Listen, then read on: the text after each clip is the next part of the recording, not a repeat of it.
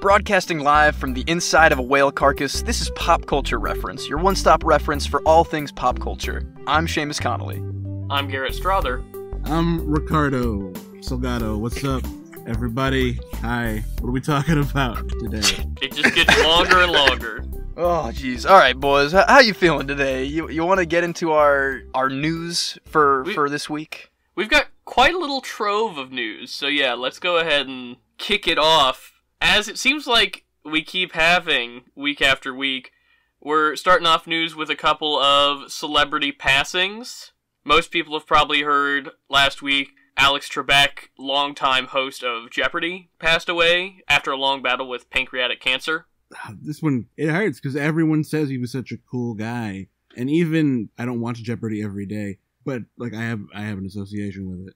I don't have like a huge Jeopardy past, but even more recently, I was starting to watch it more, like with my family. We would sit down once a day. I think that was like a quarantine tradition for them, was like doing a Jeopardy a day and seeing who would come out on top of the people watching together. And it is a big loss for sure. And I think that whoever they do get to continue on this like legacy of a show, it's never going to feel the same, but I'm sure they'll do it as much justice as they can. I'm a big Jeopardy fan. I used to watch it with my grandfather a lot. I think it'll be interesting to see, just because he has been synonymous with Jeopardy for so many decades, how they handle it. I think the easiest choice for a new host would be Ken Jennings, both because he has that Jeopardy association already, and also the fact that he's just really good at being a public persona. Yeah, I'm sure we'll be having news in the next couple weeks about who's going to replace Alex Trebek, but it will definitely mark the end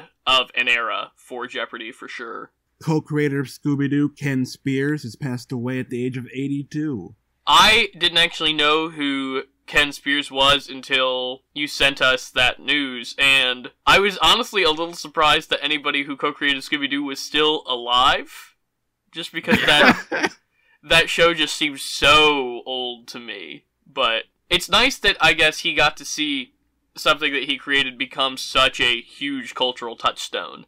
Yeah. Yeah, man, he created a phenomenon. He's leaving behind just this gigantic franchise. There has been a straight-to-DVD or video Scooby-Doo movie every year since 1999.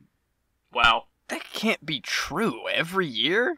Every year. Scooby-Doo is like an empire. It's like the biggest Cartoon Network, kind of one of the biggest cartoons ever made, so, you know, God bless him, God rest his soul. It's nice that they both seem to have lived full, long lives, and it makes it a little bit easier to talk about it at the top of the show like this. Up next, the Fantastic Beasts franchise has been completely shaken up, even though I was convinced they were never even going to bother making a third one after all of the production trouble that this one's been having. Nah, man, they're in it. They're in it for the long haul, I guess. Apparently. Johnny Depp, who plays Grindelwald, is no more playing Grindelwald. Production is already started, but they're pushing the release date all the way to summer 2022, which just makes sense in the long run anyway, because Warner Brothers is going to have to push it anyway, even if it does get made in time for its first release date, because they're pushing all their other releases. In talks to replace Johnny Depp as Grindelwald, it sounds like it's going to be Mads Mikkelsen, who sounds like a great call. I love Mads Mikkelsen. Ever since I saw him in Casino Royale as like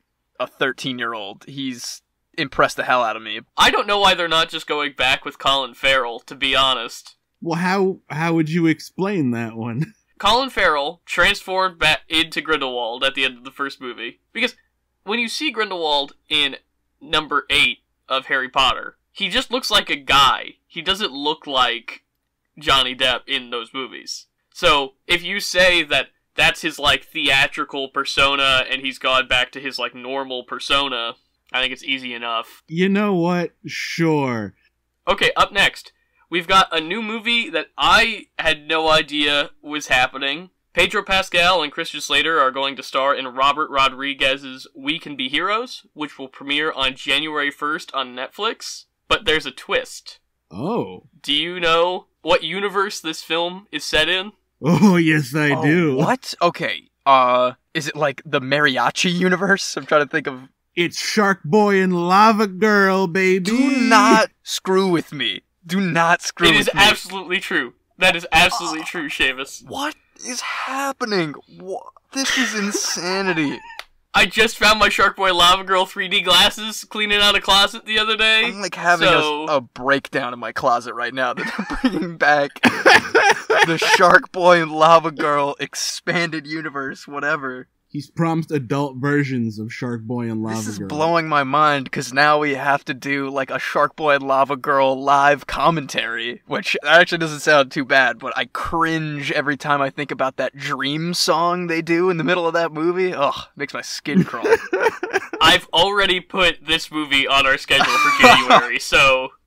We have to. There's no choice. And then we've got 3 movie announcements that are in development/production. First of all, Jake Gyllenhaal has been cast in Michael Bay's Ambulance, which is going to be a Speed-esque movie. Oh! Patient's heart rate can't go below 33 beats per minute, or he'll explode. Ricardo, I don't know if you remember the movie that Michael Bay made where they send oil drillers to an asteroid in space. You know, I didn't watch Six Underground, but I'm a big Gyllenhaal guy. I'm willing to watch this. This sounds fun. I'll give it a shot. Other action movie news. Night Has Fallen. The 4th Has Fallen movie is officially in production. Why don't we have 4 White House Down movies? That's what I want to know. Have you guys seen the Fallen movies? I threw that one in there as a joke. I've only seen the first one. I don't know. Maybe I'll watch. Are they any good? I don't know anything about them. The first one wasn't, so I don't know why the other ones would be. I remember I saw a CBS Sunday Morning interview with Gerard Butler where they were like, how does it feel that people think about your character the way they think about somebody like John McClane or Indiana Jones? And I was like, do they, though? Do they? What? That is the pandering ass. That's so funny. But here's another one to get excited about. The Rock is developing a Scorpion King reboot. The Fraserverse is back, baby! That is the only thing about this announcement that is getting me hyped. I never saw The Scorpion King. I only know it through the context of The Mummy Returns with Brendan Fraser. If this genuinely does mean that we're going back to our good old friend McConnell, you know, going around getting all that mummy stuff going, then I'm in. Rick O'Connell.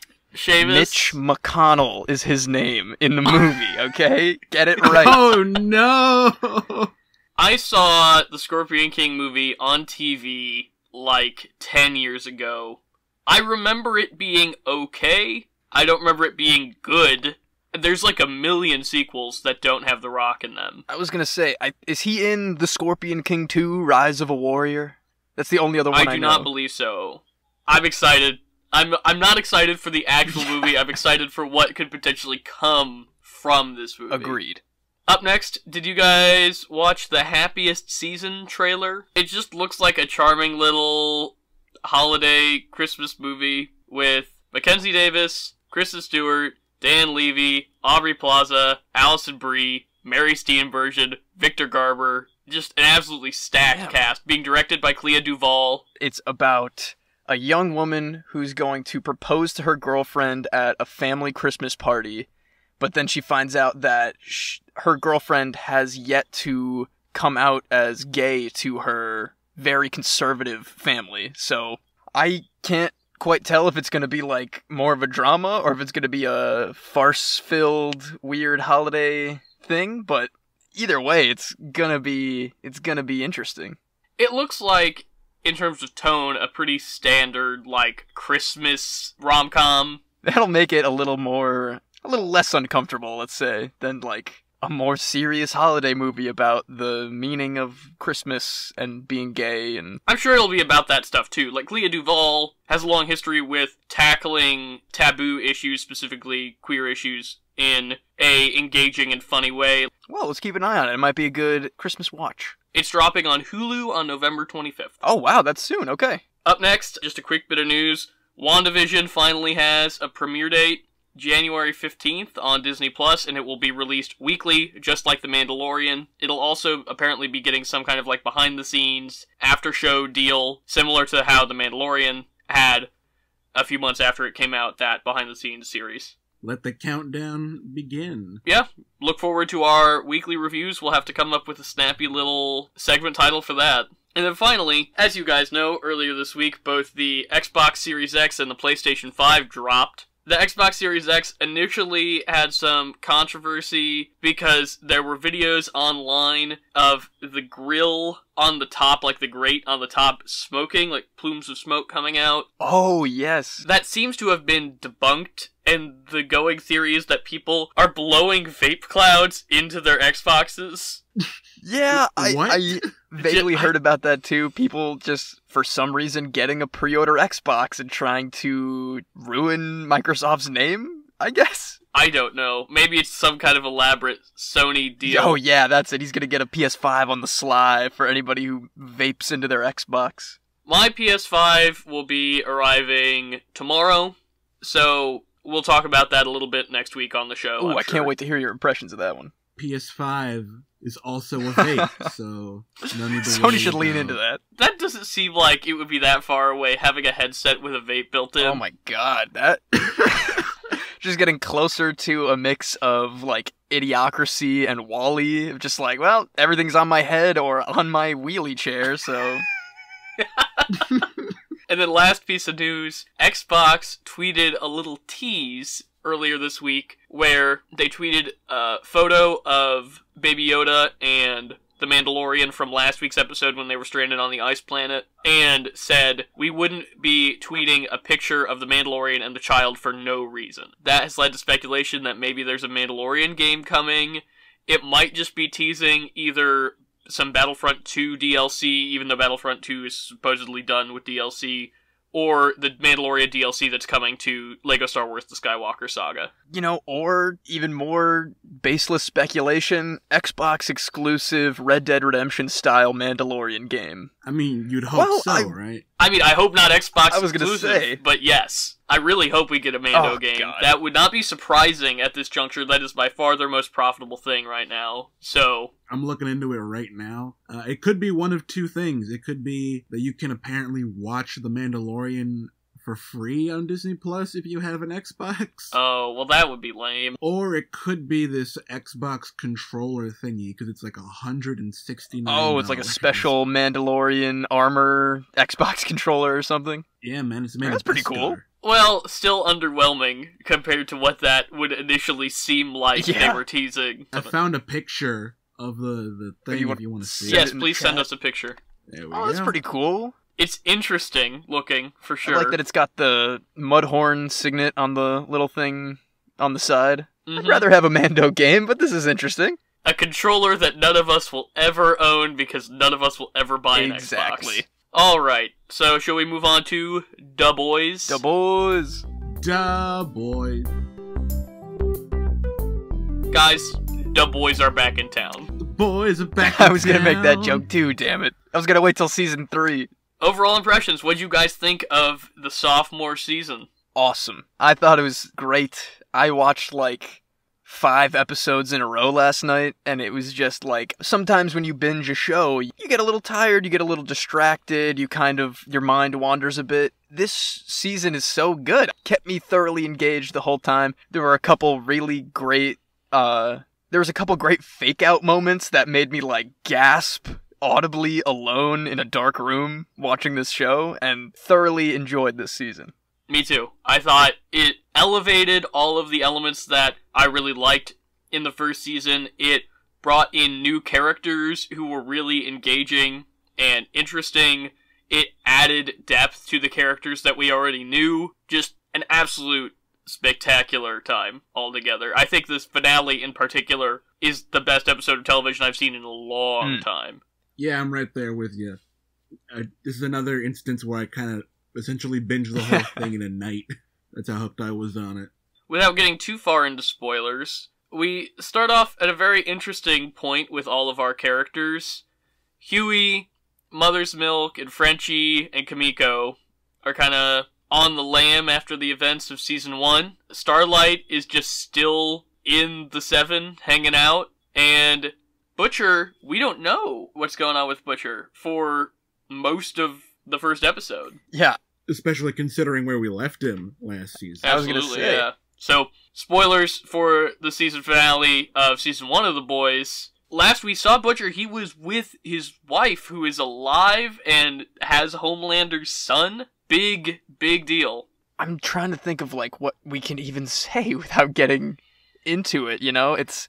Homelander continues to be, like, the best on this show in the worst way, and... There's a new member of the Seven, Stormfront, who's kind of a... oh boy. Elena Dunham-esque, I don't take any crap and care about anything and I'm cool because of that character. She's, like, right off the bat, she's, like, kind of giving Vought a lot of crap and very publicly not aligning with Homelander. And it's a interesting way for a character to go, considering everything we've seen in Season 1 is basically like, be afraid of Homelander for very good reason, you know? And it's so interesting that there's this character right off the bat that is so unlikable, but also saying initially so many things that you're like, yeah, I hate Vought too.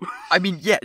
And I think that's really all we can talk about without getting into more spoilers. There was no cursed American Simon Pegg, which I was happy about. I was a little sad to not see him again. Oh, I found out why.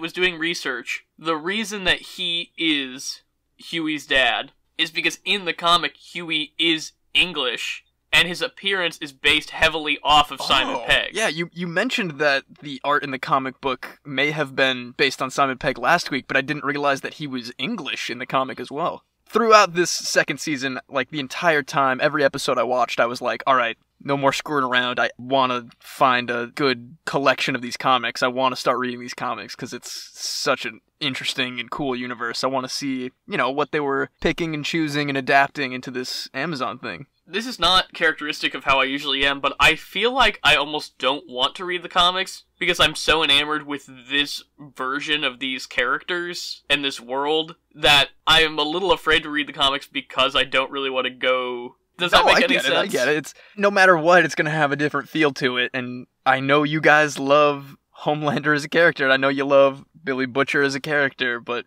that vision might get screwed with a little bit if you go to the source material. My last thought is basically, this is a spectacular season of television. If you're not feeling the first season necessarily, I would say it's worth getting to the stuff in this season. That being said, they double down on things like sexual taboos and extremely graphic violence. Be warned, it doesn't get any easier to watch, but it gets better in terms of quality. Yeah, this is official spoilers now. You didn't think Homelander's sex life could get any weirder, did you? Yeah, man, We jumping straight into it? Yeah, you didn't think there could be more milk, could you? Did you, huh? There's so much milk! Why don't we jump straight to the cabin? We have Homelander, who has a secret cabin where he is retreating to on a regular basis to, I guess, have weird, illicit superhero sex with a hero we actually saw in the first season of The Boys. Doppelganger. That's such a good name, too. He's going to meet Doppelganger in the form of a, you know, scantily clad, milk-bearing Madeline Stillwell. And it is so freaky. It is the weirdest thing ever. Did you buy she was alive for any point during that scene? I thought it was going to be some kind of weird dreamscape or, like, holodeck situation. I didn't think it was going to be Doppelganger, but I didn't think she was alive. Yeah, kind of me too. I thought it was just, like, the inner disturbed workings of Homelander's mind is just like, oh, I'm so sad and desperate, I would just love to imagine Stillwell sticking her milky fingers in my mouth. You know, it's... I'm sorry to say those words, but that's what we're here for, boys. He also goes into her office, her old office at one point, and drinks her breast milk. In the most tongue-forward way I've ever seen anyone drink milk. It is so gross. He heats it up first with his laser vision. And that's not even getting into the really twisted stuff, because he and Stormfront have some interesting shared fetishes. Yeah, they kind of beat the hell out of each other superhero style before they start screwing, and yeah, I guess it works with both of those characters. I mean, they're both psychopaths, is to be revealed. And then, at the beginning of the next episode, they kill a guy. Yeah. And then immediately have sex over his dead body. Second head crush plus orgasm simultaneously in this show. How do we watch this show? I don't know if we needed to see that once with Popclaw, but like... If you have a problem with heads exploding, do not or watch the this first season. Because... Yeah. Oh man, you know what? Now I'm just fully remembering what you're talking about in terms of heads exploding. Because that happens... Yeah. 2 major instances of like spontaneous seeming head explosions that startled me twice, very genuinely. I got scared because it comes out of nowhere.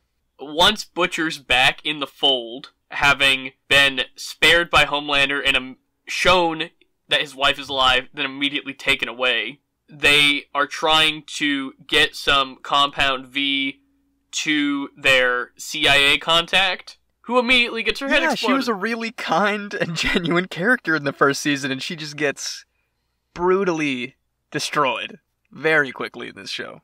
Poor Huey just cannot stop getting guts all over his face. He and Starlight continue to have one of the best romances on television. Yeah, that feels... Just in terms of how genuine and invested I am. You know, there are moments in this show where it's like, it is a struggle for this fugitive living in a pawn shop basement and the biggest superhero in the new 7. They have to struggle a lot with things that make a lot of sense to be struggling with as those characters. It's not as easy as like, they're just like, screw it, whatever, we'll just do our thing. You want them to be together, and you feel that maybe that's not gonna be the way it works out, but it feels so well done regardless. I knew I was gonna be in the minority on this. Did you not like their relationship, Ricardo? I don't have a very high tolerance for cutesy couples. I don't have any other way to put that. But on the flip side, I did enjoy the way Frenchie and Kamiko, how their relationship kind of built. It's more, I don't know, I just like them. I'm more invested. I don't want them to get together necessarily. I just like them interacting. That's the thing. I feel like they're building a little bit toward a potential romance, which is absolutely not what I want out of that relationship. Have you not been feeling that that's like their entire kind of end game since they introduced Kamiko, though? I know, obviously, he covets her, but I want it to be more like Frenchie grows to appreciate her platonically than, oh, they get together. Real quick, before we completely leave Starlight and Huey, though, a thing I really liked is that she mentions that she was on a date at a movie premiere with Alden Ehrenreich, right. Han Solo. But it's interesting because in his breakout role in the Coen Brothers' Hail Caesar, he plays a Hollywood star, Hobie Doyle, who gets set up on a sham date, like a huge part of that movie for him, is going on a studio set-up date with a woman who he doesn't know. So I just thought that's got to be a reference, right? Absolutely. It's just good writing. The writing in this season was great. A lot of this stuff was very, very clever. Felt like they're making a world full of things that, might be different enough, but recognizable to us where we can, kind of fit ourselves in a world like that. I really liked Becca as a character. I think she lived up to all of the hype of having Butcher talk about her constantly. Man, that stuff with her in the compound is pretty heartbreaking. Like, when they're together, he finally gets to see her again. He breaks in and face to face, not just for the, 1 second that Homelander let him see her alive, but just the way that they interact with each other feels very, very real. By the time Becca shows Butcher that there's no world in which she would voluntarily leave her son, Homelander's son, seeing Butcher not as the big British badass that's like cracking skulls at every opportunity and like really being hurt by something so much more devastating than like a superhero breaking his body in half. It's good writing, good performances. I kind of felt like every time I would watch those scenes, the scene where she finally gets to meet the boys. Oh yeah. Where they're all just leaning forward, beaming at her. That's how I felt watching those scenes. Like, I was super invested and super interested in everything that was going to happen with those characters. And she is so fiercely protective of her son Ryan, who Homelander is trying to make into his sidekick, protege, what have you. We all know Butcher has a problem with Soups, Mm-hmm. and he's not crazy about this kid. I mean, did you ever really think, though, that he was gonna really, genuinely, like, leave him to his own devices? We'll get there. I think there's a difference between... I don't think Butcher would kill the kid. Or at least earlier in the season, I think Butcher would have left him to die. But, I mean, let's talk about that. Towards the end of the season, when things are coming to a head in the final episode, he's trying to get Ryan back from Homelander for Becca, and Stormfront confronts them. Ryan finally uses his powers to obliterate Stormfront, which was very satisfying. He destroys her. But inadvertently kills his mother. And Butcher, in his rage, seems almost ready to do something to Ryan until Homelander shows up. Yeah, man, Carl Urban gives a great performance. I legit thought, he's gonna murder this kid. Man. But he swallows all of that anger to protect him, because that's what he promised Becca he would do, only to be saved, of course, by Queen Maeve with her blackmail video from the plane. Yeah. There's so much blackmail on this season. Like every other conversation, I need you to do this thing for me. No, well, how about I pull up this video I took of you earlier? Mm-hmm. There's a lot of that. But, again, that is sadly reality. Yeah, it's all corporate espionage, you know? The only thing they all care about is, like, either their careers and reputations, or, like, just more literally what Vought will do to the people that get caught with this kind of stuff, so... I'm kind of sad that Ryan got handed over to the CIA at the end of the season, because I kind of just wanted Butcher and Ryan, I was surprised that that's how that ended, man. Yeah, me too, honestly.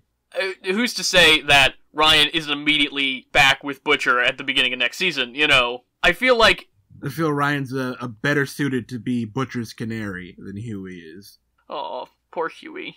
We get to meet Butcher's family and see how messed up all that is. His terribly abusive father. We get the backstory about his younger brother who committed suicide years before. When they go to Butcher's aunt's house, she explains that Lenny was the little brother's name, that Lenny apparently even looks a lot like Huey, so...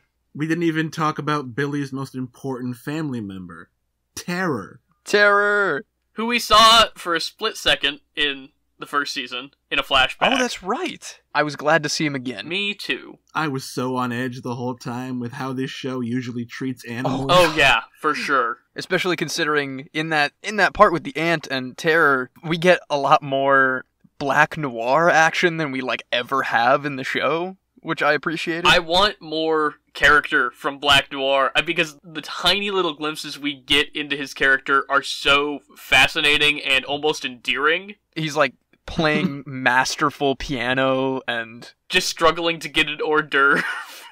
Yeah. But then again, you'll probably never see him again, considering he has irreparable brain damage. I mean, they wrote that pretty open-ended, because the Almond Joy through line in this season is so well executed. Yes. I can't believe I'm saying this. I love how that became a plot point. I love this running gag. You start with this poor woman that works in security that gets visited by Soups all the time, eating her Almond Joy at her desk, and Black Noir forcing her to throw it away, which was just funny in general. Then you have later when Starlight and Huey are on the lam in a motel with Mother's Milk.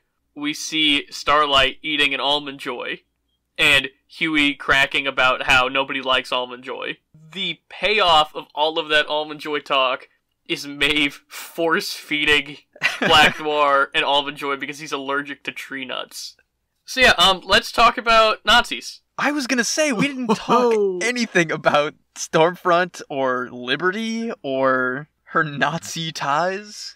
So, Vought's, the original Vought, the Nazi scientist's wife, doesn't age, is a soup, and is Stormfront. Formerly Liberty, a superhero from the 1970s who disappeared at some point, and that the boys got a lead on from their CIA pal before her head turned into mush. Just committing hate crimes all over the place, being really racist to A-Train. Yeah, she talks to Ryan, a young boy, about white genocide and how they need him as a soldier against it. And even Homelander seems taken aback by that. Yeah. Yeah, because throughout her, slow reveal in this season to be, the worst thing on the planet, she kind of has an air of superhero supremacy to her, and at one point I wasn't sure if she was going to lean into, it's Nazi sentiments, but not against races, it's against superheroes versus non-superheroes, but... It's both. It's both. Guys, I think this show might be starting to get political. Oh my god, all of the rallies about immigration, the bad super terrorists coming across the border. And don't forget Fat Neil being radicalized and shooting out of a absolutely convenience Fat store. Neil being... I thought he was going to be a main character. I thought he was going to join the boys, and I got so sad. That is obviously a direct analog to what I assumed it was Donald Trump's speeches that inspired plenty of domestic terrorism incidents in the last few years that are based solely around, paranoia and propaganda. Wait, guys, is Homelander supposed to be like Trump? Oh, who would have thought? I think he's like America. Isn't it weird that there are literal Nazis in this show that are coming back, except they've also been part of America the whole time? And their main weapon is memes. I was holding out for Homelander Pepe, and we didn't get it. That would have been perfect. We also have, and I'm getting really tired of every TV show needing a AOC character, but we have an AOC character. Well, hold on. It's a little more nuanced than that, Garrett. Yes, but it is a pastiche of, a vaguely ethnic, usually Hispanic congresswoman who's progressive and igniting the passions of the masses. There was that on Space Force. They've got that on Succession, that Calpen Sunnyside show that got canceled. Now this. I don't know any of those shows, but like we said, there are very non-subtle ways that this season is really folding in our own into this nonsense. So it's weird that the theme of each season is tied always to who Homelander is having sex with. Huh. Yeah. Season 1's definitely, Stillwell's a metaphor for, America in bed with corporatization, and now, straight up Nazism. But let's talk about Victoria Newman, the AOC-esque character, who knows a little bit more about the head exploding than you might initially think. I nearly forgot about the head exploding stuff by the end of the season. During the wrap-up of the last episode of Season 2, I was pretty satisfied with a lot of the ways that they were wrapping it up. Mother's Milk goes back to his family, and Kamiko and Frenchie being on good terms again after having some struggles with their relationship throughout the season, and they're, leaving the pawn shop behind. And I was like, oh wow, this seems like a good wrap-up. They're not leaving it as cliffhangery as the first season, and then bam! The Church of the Collective guy gets his brain blasted. Have we talked about the Church of the Collective in depth yet? Very little. So yeah, Deep joins Scientology and gets A-Train in on it. Yeah, pretty much. The leader of this Scientology-esque church is speaking to our AOC character over the phone, asking for tax exemptions, information on whatever, a trade of information for money, basically. He gets his head exploded while drinking a Fresca, so... In time. His head exploding in time with opening the can. Yes. Just wonderful. And then from this head explosion, we pan out to see Victoria Newman's eyes glaze over like Storm in X-Men, and it's revealed that she is the person that has been massacring people. And we end the season with Huey asking her for a job in her office with a closed door. So it's gonna get hairy next season. Huey's never been closer to the threat. It's like having Starlight on the Seven, but to a degree where Huey does not have any damn superpowers, so he's really in the frying pan here. There's some new developments with that. They're doing some experiments in, what was the name of the place? Oh my god, Grove? We didn't even talk about Shady Grove or whatever. Oh yeah, Sean Ashmore, Lamplighter, is alive and torching mental patients. Yeah, their Stormfront is like doing Nazi experiments in this asylum on people to see if they can stabilize giving Compound V to adults, and yeah, Lamplighter's just torching them. There's so many moving parts, it's really impractical for us to be able to cover all of them in one episode. But there's a lot going on behind the scenes, and there are a lot of potential avenues from which people could be approaching Compound V and superhero-dom. And I think it's only going to get messier and more confusing next season. What do you guys think of Lamplighter? I wish he stuck around longer. I will say, again, this season brought depth to characters in an unprecedented way. They made me feel a little bit like, not excusably or like them, but I felt a little bad for Lamplighter. They even made me feel, in one scene, a little bad for Homelander. I really wanted to hear what that Homelander scene was, but going back to Lamplighter, I'm with you. I felt bad for him. The Homelander scene I was referring to, Ricardo, is, I think, genuinely the only time we've ever seen him be open emotionally at all, is with Ryan talking about how scared he was the first time he was ever in public. I didn't feel bad for Homelander, like, as the raging psychopath that we know him as an adult, but I did feel bad for the child raised in the lab that was just crying because they were scared. It's a character that you hate, but you love to see on screen. And I can only hope they just continue through on season 3 and however long they go, that this character is just going to become more complex and emotional and terrible in every single way. And it's just gonna keep getting better. I also really like the way they're paralleling him with Butcher. Oh, absolutely. And how both their upbringing kind of turned them into the psychos that they are. Yeah, that definitely apparent in the scene where Butcher confronts his dying father. Man, I want to like Butcher, but he's hard-headed. I was saying to my mom, Butcher is, I think, the most morally conflicted I have ever felt about a character on television. That I understand why he's doing what he's doing. Like, looking at his past, I see where he's coming from, but at the same time, he's doing such despicable, horrific things, it's very hard to remain on his side. A lot like Homelander, like you were saying, the depth that is added to him in this season is shown through, like, we know him as a character that is absolutely insane. He will do whatever he needs to get his goal of ending Homelander and ruining the Seven and getting revenge for his family. But there are a few key moments where his terrible personality kind of gets suppressed a little bit and you see the human being underneath the terrifying murder monster. Alright, I think we've got to wrap up our conversation on Da Boys, but I'm sure we will talk about it more, reference it on the show more, and eagerly anticipate Season 3's arrival. Oh yes. Now it's time for our pop culture reference of the episode.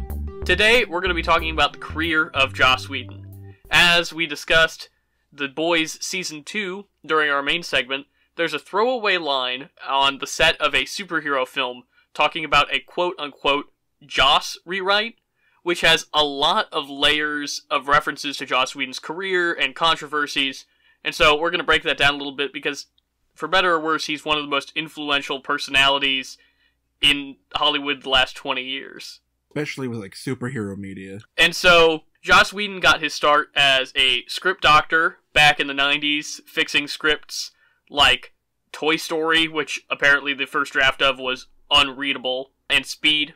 Then, later, he broke into television writing, so Buffy the Vampire Slayer and Firefly are his huge breakout shows, which I am a big fan of both of those. Eventually making his way to direct The Avengers, and also Avengers Age of Ultron. But after he did the Avengers movies, he was brought in to replace Zack Snyder and finish Justice League, which we've covered the Snyder Cut and all of the history of that on a previous pop culture reference, so you can, if you want to hear our pop culture reference where we break down the history of Justice League and the Snyder Cut, you can check out episode 23, where our main segment was Birds of Prey. This is kind of a multi-layered joke, because one, obviously, Joss Whedon is involved in the Avengers movies and came in to polish up the Justice League. But also, I think the scene it's directly referring to when Homelander mentions the Joss rewrite is a very ham-fisted scene where a character is talking about being a lesbian, but not in a way that feels modern or progressive, but it feels pandering and empty. Mm-hmm. And Whedon, especially of late, has been criticized for, just because his portrayal of women was groundbreaking and progressive in the 90s doesn't mean that it's groundbreaking and progressive now. And while I do think characters like Buffy Summers on Buffy the Vampire Slayer have a great deal of depth to them, there are certain female archetypes that Whedon gravitates towards. There's a surface level joke there in the idea that Whedon gravitates towards superhero media and was brought in to fix Justice League, but also there is, because of the scene that we just saw from the movie, some commentary on maybe the way that Joss Whedon writes and treats women in his films. Yeah, this season was really, like, unabashedly going after, like, the DCEU and all its stuff with all of the seven working on the same movie. So yeah, that wraps us up for today's pop culture reference. Let's move on to our newest segment, Pop Quiz. Pop quiz. I love it, There Seamus. That's the new You intro. like that? That's it. I want a demo version on my desk by Monday. I want your gun and your badge on my desk now, Strother. If you missed us last week, our newest segment is called Pop Quiz, where I ask Seamus and Ricardo a pop culture trivia question, and the first one to answer gets a point. Last week, Ricardo was the one who answered correctly about who Jack Quaid's parents were, so this week, Seamus gets to pick between our two categories. Seamus, are you ready? Let me hear him, Garrett. Your categories are Jeopardy or WandaVision, tying in with our news this week. Ooh, okay. Well, I'm down by 1 point, and I need to make Salgado cry today, so I think I'm gonna go with Jeopardy. What player has won the most money cumulatively over their entire Jeopardy career? Oh, God. Oh, no. Damn, I do not know any Jeopardy players, but I know there was Celebrity Jeopardy at one point. If we need a tiebreaker, we'll go to the second question. By which I mean if neither of you have anything to offer, we will go to the second question. Wait a minute. I don't know. Was Elon Musk ever on Jeopardy? Was I it don't that know. one I guy don't know. who was like on that insane winning streak recently? No, that's James Holzhauer, who won the most money in a single game ever. Ken Jennings has the longest winning streak ever, and has made the most money on game shows of anybody ever in total. But the person who has won the most money cumulatively on Jeopardy is Brad Rutter, who won $5.2 million over the course of his Jeopardy career. Oh my God. Look at the big brain on For Brad. real. Oh, Ricardo, that was just perfectly executed. Alright, would you like your second category, your WandaVision question? Yeah, let's see if we're less dumb about this. Remember, it's who answers first, so do it in your head before buzzing in. How many MCU films has Elizabeth Olsen's Scarlet Witch appeared in, and which ones were they? Hold on, I think I got it. Age of Ultron, Civil War, Infinity War, Endgame. I think that's all of them. Seamus, do you have an alternative answer? Alright, hold on. Okay, so we have... And Ricardo, you can still guess if you can get it before Seamus does. I know it starts with Ultron. No, it doesn't. She was in the after credits scene of, what What came before Ultron? Was it Iron Man 3? Was it Iron Man 2? Ah, crap. No. I'm gonna say 5 in total because she was in the after credit scene of the one before Ultron. You can't name that other one, though. Like, what is this one? I know it's one that I'm missing. I know I got the other ones. Winter Soldier? It is Winter Soldier. Seamus gets the point. Yes! No! Suck it, Salgado. Oh, that was... You couldn't have named them if I hadn't named them. I was literally counting on my fingers before you spoke out loud. And I thought you got it. To be fair, I thought you got it, but... I knew that one would trip you guys up. I knew that was a tricky one. That's a good one, Garrett. Good one. Well, it's 1-1, Ricardo. I'll see you next week, buddy. Ricardo, you'll get to pick the category next week, so that'll be fun. Alright, now it's time for Mando Bros, where we break down the latest episode of The Mandalorian. Hell of an episode this week, huh? Chapter 11? Yeah, Chapter 11. The Heiress. Is an interesting title. Yeah, I really wasn't sure where that was going. For a minute there, I thought it was talking about the frog people, but...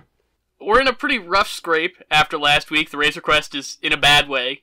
And we just barely make it to this water planet. Bola Akbar. Yeah, it's the Mon Calamari. Mon Calamari. Not to mention the fact that Mando finally gets to use the Mon Calamari currency that he was given by Carl Weathers in Season 1. I noticed that as well. I like that detail. This was a shorter episode than we usually get for The Mandalorian. It was only like 35 minutes, but it felt very much like the second half of a two-parter, specifically with the last episode. So they wrap up a lot of the good stuff with the frog lady and her eggs getting back to her husband. I was so happy to see them reunited. Gets a little bit of, he gets a taste of his own medicine when that little squid chowder starts sucking on his face. I liked Baby Yoda having more of a connection with the frogs after they hatched. Yeah, that was nice to see too. They kind of, Mando kind of keeps the child with the frog woman and her husband while he goes off to do a little piracy, but yeah, there's a little off-screen, life appreciation that Baby Yoda learns through, interacting with this now hatched frog egg. But other than that, should we go to spoilers? Oh, yeah, totally. Baby Yoda gets fed to a sea monster by some conniving fishermen. Yeah, that startled me. God. I guess I should be used to them getting screwed by the people that say they're going to help them, but they just toss his hoverpram into the weird worm pool. Yeah, R.I.P. hoverpram. Yeah, that thing's done for. But Mando gets him out and is saved by Mandalorians! Yay! More specifically, Mandalorians in Death Watch armor. Bo-Katan, baby. She's here. Yeah, I know, Ricardo, you do not know and or care too much about these Clone Wars characters coming in, but... Well, I just don't know what her whole deal is. I don't know the backstory of any of these people. If I may. Please. Seamus. Bo-Katan is the sister of Satine Katan, who was the last Duchess of Mandalore and courtly love of one Obi-Wan Kenobi. Secret love. Before... Who is the brother of Chris Katan. Bo-Katan is a Death Watch warrior who really is a bit of a terrorist for a while. Yeah, she's kind of part of the bad guys. The Death Watch originally is trying to basically stage a coup on Mandalore to bring it back to its warrior roots. Well, they are called the Death Watch. They're trying to be scary. Exactly. At some point after that, Bo-Katan breaks with Death Watch, which we know the Mandalorian himself, Din Djarin, was raised by some kind of faction of Death Watch with which Bo-Katan is broken apart from. She is not part of that whole subsect of Mandalorianism. I really liked how they kind of gave Din Djarin the Han Solo treatment of oh, you're one of those Mandalorians with your hokey religion, you're not taking your helmet off, and it doesn't even matter that much, and he's like, you're not real Mandalorians. I was so in Mando's shoes this episode, because not only do I not know who any of these people are, but I had the same reaction that I did with Timothy Oliphant when people take off their Mandalorian helmets. I'm just like, you can't do that! It's weird. Yeah, Mando's essentially was, unbeknownst to him, raised in a cult. He's definitely being shown a lot more that maybe the extremism in which he takes the Mandalorian creed isn't going to be as well recepted by the other Mandalorians that he's searching for in his quest with reuniting the child with the Jedi. And I don't quite want to see him like lose his faith in his Mandalorian creed, because I think a lot of what makes his character cool is the rules that he like personally makes himself follow. So hopefully we don't get him like a corrupted version of Mandalorian, even though like we kind of see with Bo-Katan, it doesn't really quite matter for the rest of the Mandalorians in the galaxy. Well, there are lots of good Mandalorians who don't strictly observe the same codes that he does, but they still do observe a Mandalorian code. Well, of course. Mando has a direction now, because I don't think he's going to be looking for more Mandalorians, because Bo-Katan has given him the location of Ahsoka Tano. Yeah, that was pretty big. I thought they were... Yeah, that name I There do you go. recognize. I thought they were really going to do like what they did with Boba, pretty much, was that it was going to be like a big visual reveal at like the end of an episode. But she's just kind of like, hey, Forest Planet, Ahsoka Tano, tell him I sent you and you'll be good on your way. So we should be getting live action Ahsoka any episode now. We would see more of Bo-Katan's quest. I think we're not done with her yet, because clearly she's looking for Moff Gideon. Oh, yes. Who has the Darksaber, which we touched on in our Season 1 recap of The Mandalorian, if you want to go check that out on our YouTube channel. And she is the last person in chronology before Moff Gideon that we've seen wielding the Darksaber, so clearly she lost it to him in some capacity. So yeah, that's pretty much it for this episode of The Mandalorian, short and sweet. Yeah, truly. It's great intro of Bo-Katan in live action, a crazy setup for maybe Ahsoka next episode, maybe in a few if there's some hiccups along the way, but, you know, everything is pretty resolved. They steal that Imperial freighter full of weapons, and they, you know, Baby Yoda, like we said, learns a little compassion for living things to not eat them as much, and we're kind of shipped out. The Razor Crest is like slowly turning into a Millennium Falcon style hunk of junk, which is interesting to see if they just keep knocking it around. Hey, she's got it where it counts, kid. Damn okay? straight. Okay, now let's save the rec center, boys. I'm gonna start us off this week with a show that I think you guys will have at least some passing interest in.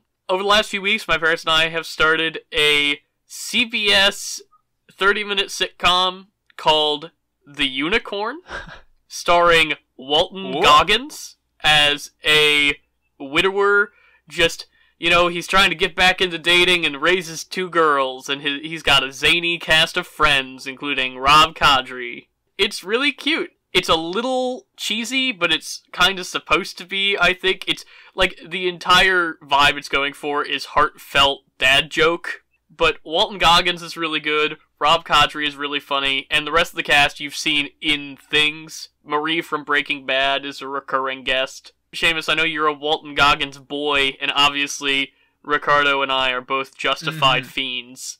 So it's definitely worth checking out. Yeah, that sounds interesting. Like you said, I love Walton Goggins. I love Rob Corddry. They're both hilarious and like genuinely good actors. So, is it on a streaming service? It's on Netflix, and it has been renewed for Season 2, so it should be coming as well. Because CBS is letting all their stuff go to Netflix now, because CBS All Access is about to be dead if it's not already. What do you got, Seamus? This week, in line with all of our new console releases, this is one more for the PlayStation people. So, Garrett, I know you've had a PS3 for a while, and this game actually goes all the way back to PS2, but it's been remastered a few times, so at the very least, it's playable on the PS4 and the PS5.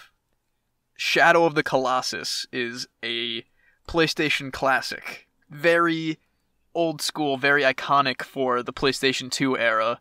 I just spent the last 3 or 4 days just playing every single inch of this exquisite game. It's simple enough. You're a young man trying to like resurrect your dead girlfriend, and the only way to do that is by making a pact with a very sinister god and killing 16 like skyscraper-sized monsters with a sword.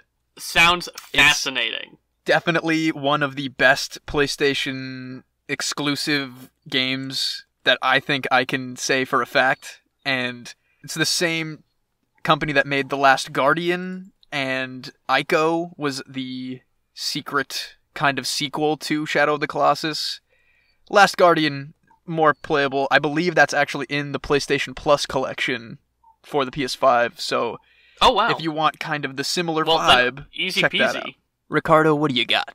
Well, the only thing coming to mind for me right now is it came out in 2017, the DuckTales reboot from Matt Youngberg and Francisco, I'm going to pronounce this wrong, and Angonaz. We got David Tennant as Scrooge McDuck, Danny Pudi, a.k.a. Abed, as Huey, Ben Schwartz as Dewey, and Bobby Moynihan as Louie Duck. You can tell it's a labor of love from the creators. They put a lot of thought and effort into the world building, into the character development. Man, I had no idea that cast was so insane. My God, I only knew a few of those, but that's crazy. The first 2 seasons are on Disney Plus, and they recently had their big Darkwing Duck 1-hour special, which is free on YouTube. Oh, I didn't know that. That's great. I think kind of underrated as a show. Check it out. It's got good characters, good storylines. It's a fun time. All right, I think that wraps us up for today's episode of Pop Culture Reference. If you want to reach the show, you can tweet us at @PCR_podcast. Find us on that handle on Instagram as well. You can email us at popculturereferencepod@gmail.com. And don't forget to check out our new YouTube channel. Not only can you listen to our full episodes, but we're also posting a video-fied recap / breakdown of our Mando Bros segments every single week. Plus, we have our Season 1 recap of The Mandalorian, if you want to refresh your memory on that, like we were mentioning earlier in the show. Next week, we'll be talking about the LEGO Star Wars Holiday Special, I believe, plus I'll bring my thoughts on the PS5. So make sure to join us then. Until then, have a great week. Adios, amigos.